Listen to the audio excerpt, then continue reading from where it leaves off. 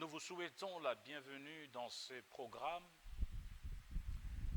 au cours duquel nous allons réfléchir sur le règne imminent du dictateur mondial et de son gouvernement mondial. Comme nous pouvons le constater aujourd'hui avec l'effervescence produite par le coronavirus, nous devons nous attendre à de profondes réformes, à de changements profonds de notre société. Nous devons nous attendre à de profondes mutations au niveau des pôles continentaux ou des pôles prophétiques, notamment l'Union européenne. C'est vrai qu'aujourd'hui, tout le plan, tout le complot sont mis à jour, que ce soit les réalités qui ont conduit l'humanité à subir les affres du coronavirus, que ce soit le plan pour mettre en place un vaccin imposable et à tous, nous pouvons nous rendre à l'évidence des résistances, des velléités de résistance qui se manifestent un peu partout dans le monde. En Afrique particulièrement, mais également aux États-Unis où le milliardaire Gates à la base du vaccin mondial est de plus en plus contesté. Au cœur même du continent européen, des contestations sur la manière, dans certains pays, notamment la France, la manière de gérer cette crise sanitaire.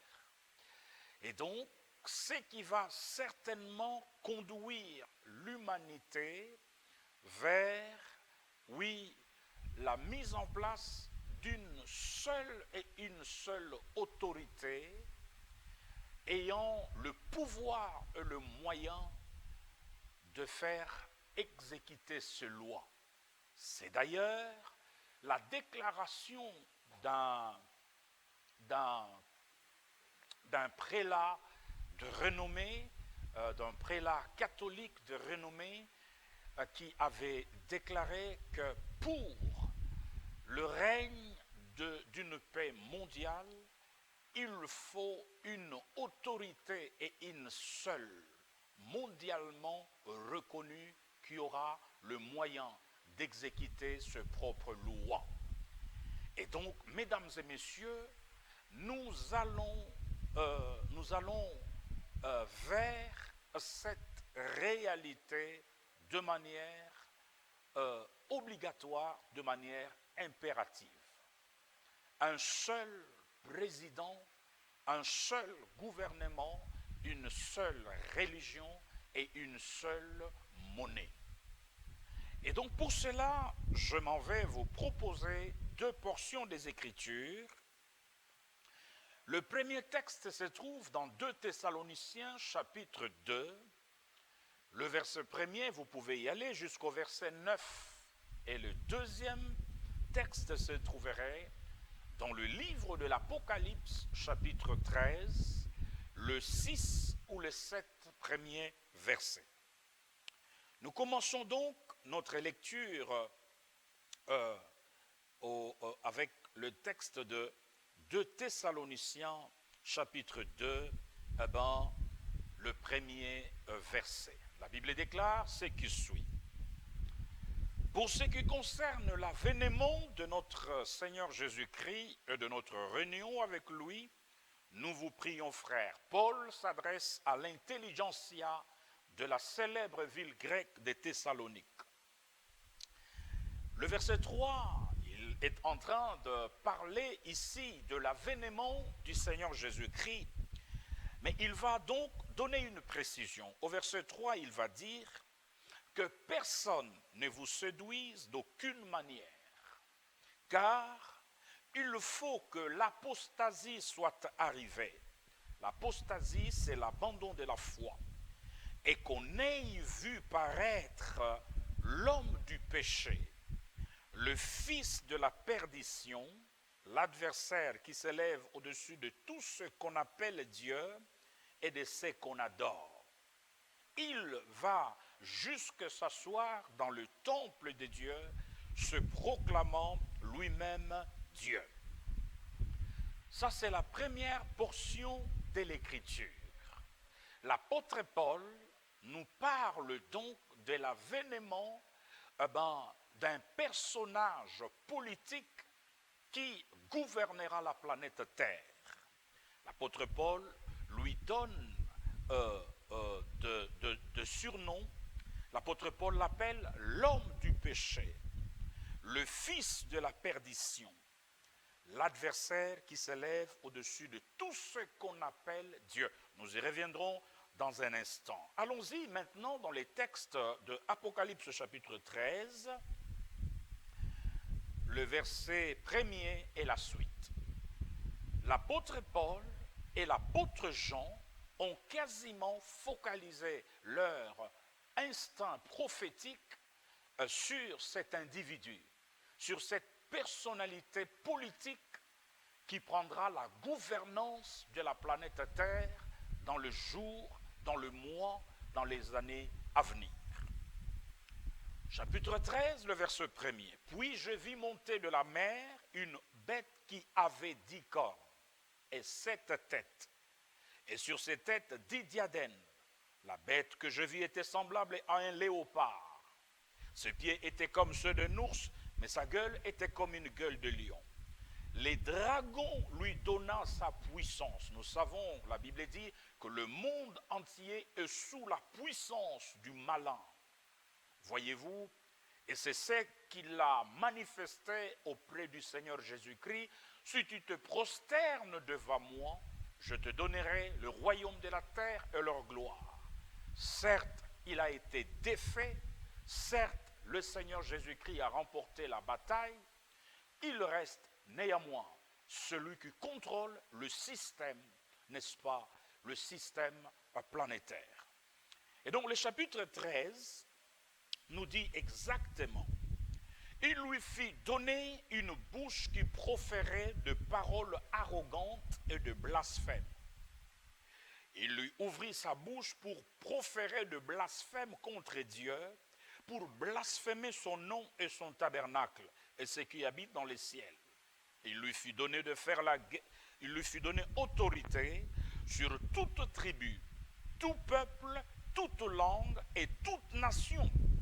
Et tous les habitants de la terre l'adoreront, ceux dont le nom n'a pas été écrit dès la fondation du monde dans le livre de l'agneau qui a été immolé. Mesdames et messieurs, dans cette portion de l'Écriture, nous avons là une description assez claire de cette personnalité politique que la Bible appelle l'antéchrist ou l'antichrist. Antéchrist, il précédera le règne de Christ, c'est pourquoi on parle de antéchrist. Antichrist, il s'opposera à tout ce qui est Christ, à tout ce qui est Église, à tout ce qui est chrétien. D'ailleurs, l'apôtre Paul nous avait bien dit que le mystère de l'iniquité agit déjà. Et donc, c'est depuis des décennies que la préparation de sa venue a été enclenchée, a été mise en place. Il reçoit donc son pouvoir politique du dragon, voyez-vous, et il a un cœur d'un animal, c'est-à-dire c'est un homme politique qui n'a pas de conscience. La Bible, parlant de lui, nous dit qu'il prendra le règne de sa gouvernance, oui, avec une arrogance contre Dieu, arrogance contre tout ce qui est dans le ciel, arrogance blasphématoire contre Dieu. Mesdames et messieurs, nous allons voir dans un autre tableau quelques descriptions au fait que la Bible fait encore et davantage sur cette personnalité. La Bible l'appelle l'homme impie. La Bible l'appelle le fils de la perdition. La Bible l'appelle l'adversaire qui s'élève au-dessus de tout. Au fait, c'est un homme Dieu qui prendra la gouvernance de la planète Terre. Eh bien, la question qu'on doit se poser, c'est de quel continent cet homme viendra-t-il? De quel continent sortira-t-il? De quelle poule continentale sortira-t-il cet homme providentiel que l'humanité attend pour résoudre les problèmes récurrents, mais également imposer une autorité sur la planète Terre. N'oubliez pas que Jean, dans le texte de l'Apocalypse, nous dit « Il lui fit donner autorité sur toute tribu, toute langue, tout peuple et toute nation. » Et donc, nous voyons là une gouvernance planétaire, une gouvernance mondiale. Eh bien, pour comprendre de quel continent cet homme sortira-t-il, nous devrions retourner dans le texte de Daniel. Eh bien, tout le chapitre 7 du livre de Daniel nous donne un aperçu assez clair des différents empires qui ont jalonné l'histoire de l'humanité. Et au verset 7, chapitre 7 du livre de Daniel, il est clairement mentionné l'existence des 4 animaux. Voyez-vous, les empires sont appréhendés dans le langage biblique, dans le langage prophétique, à des animaux. Nous avons là les 4 animaux représentant les 4 empires universels qui ont jalonné l'histoire de l'humanité depuis Babylone, l'empire perse, l'empire grec et le dernier empire universel, comme nous le savons, c'est Rome. Et dans cette portion de l'Écriture, le verset 7, le 4e animal a quasiment la même description, ou presque, que l'animal de Apocalypse chapitre 13. Et donc c'est ce qui a fait dire à plusieurs spécialistes de la prophétie biblique, et même des historiens véreux, que le 4e animal, c'est bel et bien l'Empire romain. Mais depuis plusieurs décennies que cet empire s'est effondré, parce que quand vous regardez la carte de l'Empire romain, cet empire couvrait quasiment les nations qui se retrouvent aujourd'hui dans l'actuelle Union européenne et même au-delà. Si la bête était blessée, oui, comme nous le fait voir l'apôtre Jean, mais la blessure mortelle qui avait signé la disparition de l'Empire romain, cette blessure mortelle est totalement ou presque guérie. Depuis 1957, la communauté économique européenne avait été mise en place pour jeter le base de la renaissance de l'Empire romain, mais sous la forme d'une confédération des nations, avec un drapeau à 12 étoiles, plus tard, devant donc caractériser l'actuelle Union européenne, adoptée depuis 1993 avec le traité de Maastricht qui a ouvert la porte à l'adhésion aujourd'hui à plus de 27 pays, jetant ainsi le fondement de la renaissance de l'Empire romain d'alors. Mesdames et messieurs, comme vous pouvez le constater, l'Europe s'était retrouvée dans une sorte de panne. L'agenda avait essayé de piétiner. C'est vrai qu'il y a eu des pas géants qui ont été franchis. Nous avions prédit la suprématie de l'euro face au dollar dans un contexte où le dollar était la monnaie de référence. nous avions prédit la mise en place de la Convention européenne, dirigée à cette époque par un ancien président français. Nous avions prédit les traités de Lisbonne. C'est vrai, de progrès ont été accomplis. De progrès ont été accomplis, mais il reste encore un petit bout de chemin à parcourir. Voilà pourquoi l'arrivée de l'actuel président en 2017 comme étant la personne qui devait booster l'agenda, qui devrait amener l'Union européenne à la phase finale de sa construction, c'est-à-dire l'élection d'un président au suffrage indirect ou direct par l'ensemble, soit du Parlement ou soit des nations. Et donc, mesdames et messieurs, à étudier, à suivre les discours de l'actuel président de la France, nous pouvons nous rendre à l'évidence, du reste qui avait assisté à la réunion de Bilderberg de 2014, nous pouvons donc assister nous avions assisté à certaines performances pour faire avancer la machine européenne. De sa prise de fonction, n'est-ce pas, de sa prise de parole au lendemain de son élection, depuis le musée du Louvre, où il a fait une entrée spectaculaire avec l'hymne de l'Europe au lieu de l'hymne de la France. C'est donc l'homme qui devait faire booster l'agenda de l'Union européenne. Nous passons sous silence la pyramide derrière et le geste de main qu'il avait fait pour annoncer au monde un triomphe de l'agenda secret de l'élite mondialiste. Il va donc faire un certain nombre de déclarations. Il nous faut une Europe qui défende ses valeurs. Il nous faut une Europe qui protège les ouvriers. Il faut une Europe conquérante et protectrice.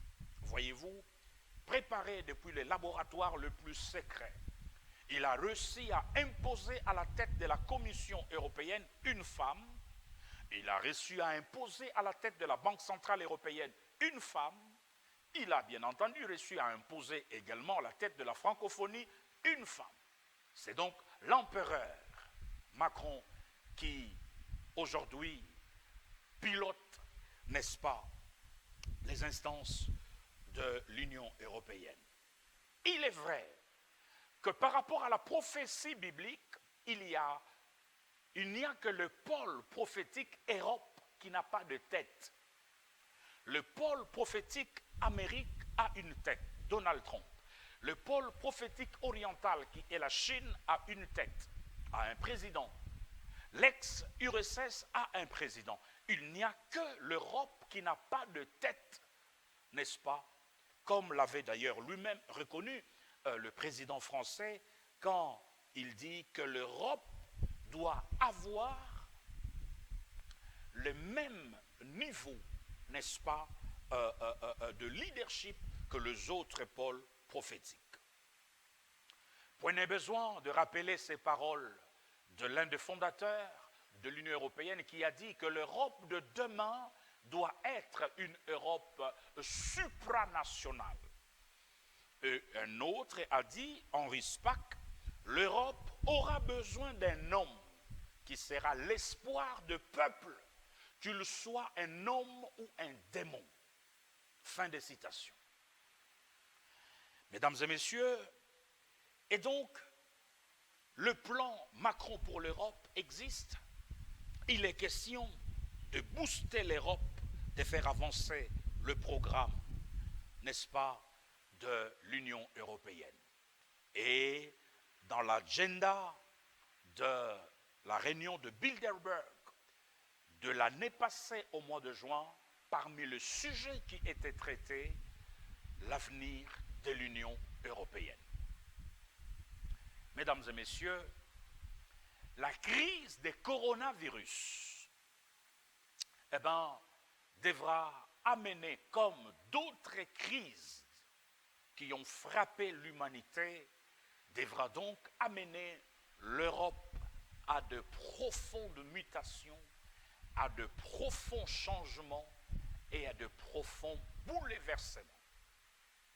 Lorsque vous lisez la tribune de Jacques Attali, vous vous rendrez à l'évidence que le monde ne sera plus le même après coronavirus, cette pandémie créée de toutes pièces pour paralyser l'économie mondiale, mais également pour faire avancer l'agenda secret qui devra conduire l'humanité à accepter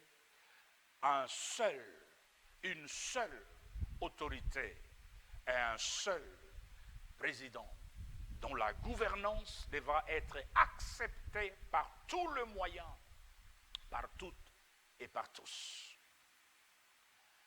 Voilà pourquoi l'apôtre Paul, parlant de cette gouvernance, dit « L'apparition de cet impie se fera par la puissance de Satan, avec toutes sortes de miracles et de prodiges mensongers. » C'est-à-dire que tout sera mis en place pour qu'il ait un pouvoir de dissuasion, un pouvoir de manipulation, un pouvoir de miracles et de mensonges comme jamais auparavant. Un génie qui sortira des laboratoires de l'enfer pour non seulement défier Dieu, mais également être adoré comme Dieu. L'heure est grave, mesdames et messieurs. Et donc, voilà quelques vérités sur et donc ces complots. L'Europe est en train de travailler et continue de travailler pour que le sommet de la pyramide rejoigne la base de la pyramide. C'est ce qui va nous amener à jeter un œil sur le tableau eschatologique, le tableau prophétique, pour essayer de comprendre la période de sa gouvernance et la période de son règne. Eh bien, nous reviendrons là-dessus à la fin pour expliquer les débuts de son règne. Mais il régnera, comme vous pouvez le constater sur ces tableaux prophétiques et eschatologiques, c'est un règne de 7 années, divisé en deux, 3 ans et demi, 3 ans et demi.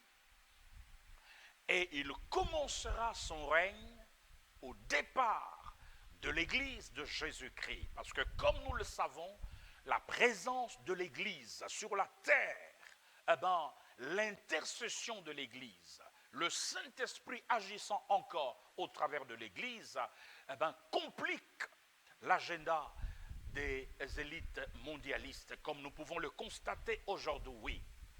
Voilà ce qui va le pousser à voter des lois qui seront imposables à tous. Ils n'accepteront aucune contestation, ils n'accepteront aucune société civile qui puisse s'élever contre eux. Et donc, il régnera sur une période de 7 années, avant qu'il ne soit lié, enchaîné avec le dragon et les faux prophètes, renvoyés dans les temps de feu pour laisser la place au règne millénaire de Jésus-Christ. Nous reviendrons là-dessus. Et donc, voilà, mesdames et messieurs, quelques éléments d'information par rapport à l'avènement de cette personnalité politique. Aujourd'hui, l'Union européenne est présidée quasiment par celui qu'on appelle le président du Conseil de l'Europe, qui a un mandat de 2 ans et demi renouvelable une seule fois. Nous ne sommes pas loin de 3 ans et demi de la tribulation et de la grande tribulation qui caractérisera le règne de cette personnalité politique et même politique. Et donc, c'est un président du Conseil qui représente, n'est-ce pas, l'Union européenne dans le grand forum mondial. Mais parmi les réformes politiques auxquelles nous devons nous attendre, il y a, premièrement, la durée. Nous allons nous rendre à l'évidence qu'un chantier sera ouvert pour que la durée de la présidence de l'Union européenne passe de 2 ans et demi à 3 ans et demi pour rejoindre la pensée de la prophétie. Mesdames et messieurs, en lieu et place de 2 ans et demi, il sera question de 3 ans et demi et de 3 ans et demi. La deuxième réforme majeure, sera l'élection d'un président de l'Europe, au suffrage direct ou au suffrage indirect. Plusieurs chantiers attendent l'Union européenne, mais particulièrement les 2 grands chantiers qui attirent notre attention et qui devra donc attirer le regard de tout étudiant de l'eschatologie. Ce sont ces 2 réformes majeures. La durée de l'exercice du futur président de l'Europe, qui aujourd'hui, la fonction est assurée par le président du Conseil, mais la durée devra quitter de 2 ans et demi aujourd'hui à 3 ans et demi renouvelable une fois.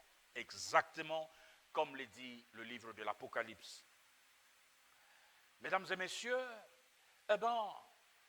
c'est depuis 1997. Nous avions prédit l'arrivée de l'euro. Nous avions prédit la mise en place d'une constitution de l'Europe. Nous avions prédit la mise en place du traité de Lisbonne. Nous avons prédit Maastricht. S'appuyant sur la prophétie biblique, nous pouvons ouvrir un autre champ de prédiction concernant les grandes réformes, n'est-ce pas, auxquelles l'Union européenne fera face dans les jours à venir. Je le rappelle qu'elle est le seul pôle prophétique qui n'a pas de tête. Voilà, mesdames et messieurs, quelques révélations que nous apportons par rapport aux velléités de la mise en place d'un seul président et d'un seul gouvernement. Alors, il y a une réalité à laquelle nous allons faire allusion, et c'est la réalité que nous tirons du livre de 2 Thessaloniciens, là où l'apôtre Paul va encore attirer notre attention en disant ceci. Il dit, vous savez ce qui les retient encore. Il dit, le mystère de l'iniquité agit déjà. Il faut seulement que celui qui les retient encore ait disparu, et alors paraîtra l'impie. C'est ce qui contredit ceux qui pensent que l'Antichrist apparaîtra au milieu de la tribulation. Non. L'Antichrist fera son apparition de manière physique et visible au départ de l'Église, qui aujourd'hui agit avec le Saint-Esprit comme un frein à l'apparition physique et visible de cet empereur mondial. Ce matin, je lisais une tribune qui contredisait le directeur général de l'OMS qui avait prédit une catastrophe. Et plusieurs voix s'élèvent aujourd'hui pour dénoncer la corruption dont est victime cette organisation mondiale appelée à réguler le système sanitaire mondial. Et d'ailleurs, le président américain a coupé toute aide vis-à-vis de cette organisation infiltrée, oui, par l'élite mondialiste. La présence de l'Église sur la face de la terre rend le diable nerveux. Notre intercession, la force de nos prières, bousculent leur agenda et ne leur donnent pas du sommeil. Voilà pourquoi quand l'Antichrist prendra le pouvoir, la Bible dit, il fera la guerre contre le sang. Quand vous lisez Apocalypse 12, vous allez vous rendre à l'évidence que les dragons s'en allant en guerre contre la postérité de la femme, contre ceux qui ont, exactement, la Bible dit ceci, contre ceux qui ont le témoignage de Jésus-Christ. C'est le dernier verset du livre du chapitre 12. La Bible dit, et les dragons furent irrités contre la femme, et s'en alla faire la guerre au reste de sa postérité et à ceux qui gardent le commandement de Dieu et qui ont le témoignage de Jésus-Christ. La présence de l'Église, aujourd'hui, les pronostics de l'OMS sont totalement déjoués. Alors qu'ils prévoyaient une catastrophe en Afrique, le données en présence, ils ont oublié que l'Église de Jésus-Christ, de milliers de soldats dans la prière, se sont levés. Se sont levés. C'est ce qui énerve l'enfer, c'est ce qui énerve le Sheol. Mais également, la présence du président américain, qui est le défenseur de l'Évangile, le défenseur de l'Église. Il a libéré tous les pasteurs qui étaient en prison dans le monde. Il énerve. Il a tenté de déjouer les complots de la mise en place de la puce en faisant arrêter celui qui l'a inventé. Voilà, quand il déclare Jérusalem capitale éternelle de l'État d'Israël, cela énerve l'élite mondialiste. Il a été porté au pouvoir par 70% des évangéliques. Voilà pourquoi l'élite mondialiste tire la vengeance sur le président américain en allant fabriquer le virus en Chine avec un laboratoire donné clé en main par la France à Wuhan, détruire l'économie américaine pour promouvoir la Chine parce qu'ils savent que l'Amérique puissant, l'agenda risque de tituber. Les États-Unis avec Trump ne laisseront peut-être pas l'Europe asseoir ses leaderships sur la scène mondiale. Voilà pourquoi l'Amérique est prise pour cible. Alors qu'il approchait le plein emploi, l'économie est en train de subir de revers. C'est leur façon de prendre la vengeance contre Donald Trump et contre l'Église de Jésus-Christ qu'il représente et contre Israël. L'apparition de cet impie se fera par la puissance de Satan. Le mystère de l'iniquité agit déjà. Il faut seulement que ce qui le retient encore ait disparu. C'est le Saint-Esprit agissant au travers de l'Église comme un frein pour que la dernière personne qui doit être sauvée le soit. Et quand l'Église sera enlevée, alors ils seront les champs libres. C'est alors que paraîtra l'impie que le Seigneur Jésus-Christ détruira par le clan de son avènement. L'enlèvement de l'Église, comme nous pouvons voir dans cette vidéo, l'enlèvement de l'Église est séparé du retour de Jésus-Christ d'une période de 7 années. Lors de l'enlèvement de l'Église, le Seigneur Jésus-Christ viendra dans les airs. Il prendra le sien, il va évacuer son Église. Mais lors de son retour 7 années plus tard, il reviendra avec son Église. Couronné roi des rois et seigneur des seigneurs, il reviendra installer son règne sur une période de 1000 ans que nous appelons le règne millénaire de Christ. L'enlèvement de l'Église, dans combien de temps reste-t-il à l'Union européenne pour mettre en place cet agenda? Tous les ingrédients montrent qu'ils y travaillent. Et combien de temps nous reste-t-il encore? Au son de la trompette de Dieu, les morts en Christ ressusciteront et nous les vivants, nous quitterons ce monde à la rencontre du Seigneur dans les airs. Voilà donc, mesdames et messieurs, le seul événement que l'Antéchrist attend, que l'agenda du Sheol attend pour qu'il fasse son apparition physique et visible au contrôle d'une gouvernance planétaire. Mesdames et messieurs, une dictature politique, une dictature religieuse et une dictature économique. Mesdames et messieurs, il ne fera pas beau de vivre sur terre alors que ce monsieur que l'Europe prépare sera en train de gouverner. C'est aujourd'hui le jour où nous devons décider de faire partie de ce cortège qui ira à la rencontre du Seigneur dans les airs pour échapper à la dictature qui s'annonce. Aujourd'hui, nous pouvons contester encore, mais demain, il n'y aura aucune possibilité de contester car l'humanité sera prise au piège.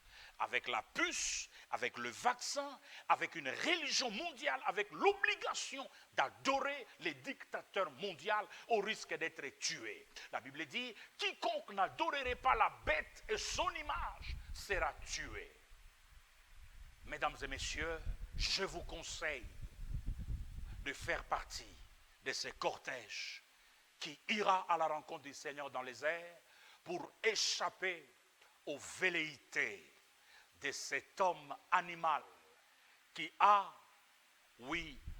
un mélange de léopard, de l'ours et de lion, qui n'a pas de cœur. Merci. Nous allons prier et clôturer ces programmes. Vous qui nous regardez, vous n'avez pas encore donné votre vie au Seigneur. Répétez juste après moi, dis Seigneur Jésus-Christ, je viens à toi avec mes péchés tels que je suis. Pardonne-moi, efface mes transgressions, purifie mon esprit par ton sang. Je t'ouvre mon cœur et je te reçois, Jésus-Christ, comme Seigneur et Sauveur. Oui, je veux que tu conduises ma vie et je ne veux pas rater l'enlèvement. Que le Seigneur vous bénisse tous et à la prochaine. Merci.